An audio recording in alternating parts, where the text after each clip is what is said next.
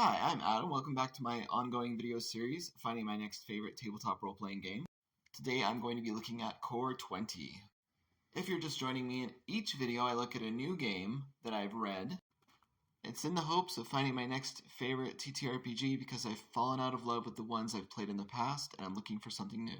I've got my own criteria like streamlined mechanics and rooting out bioessentialism, but you probably have your own criteria. That's fine. So CORE20 describes itself as a free-form, story-fueled game system with no classes and no levels. And that's generally true because they've replaced classes and levels with feats.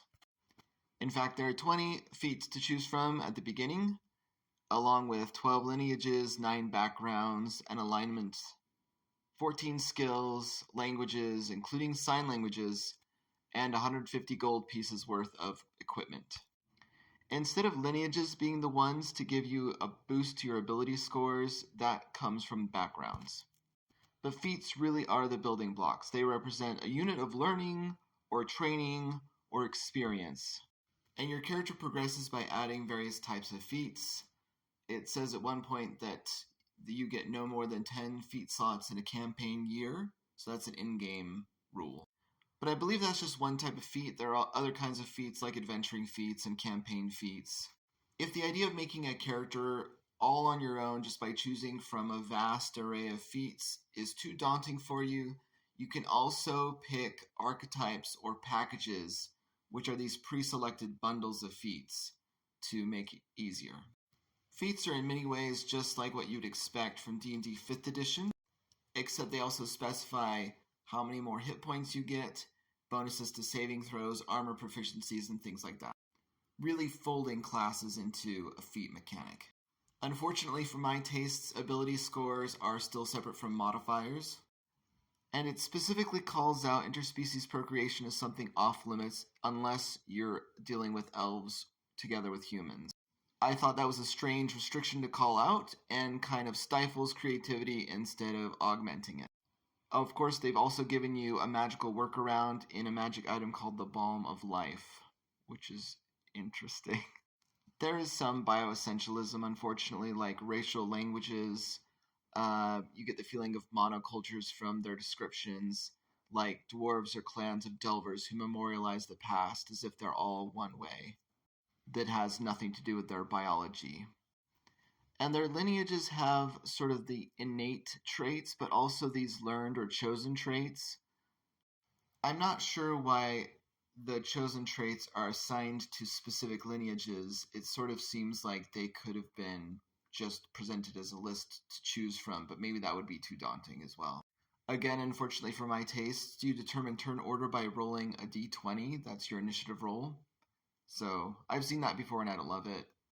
Like D&D 5th edition, there's advantage and disadvantage, which works much the same as you would expect if you've played 5e. But there are also boons and banes, which lets you add another die to the d20, like a d4 or a d6.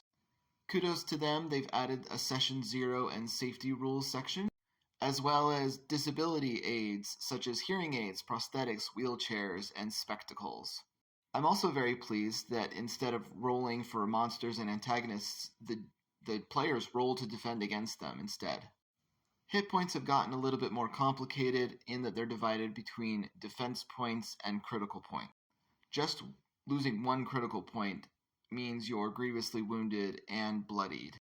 But losing defense points, which is more the norm, is easier to recover from and sort of represents fatigue or shock or something than an actual wound. There are spells, and they are presented a lot like feats.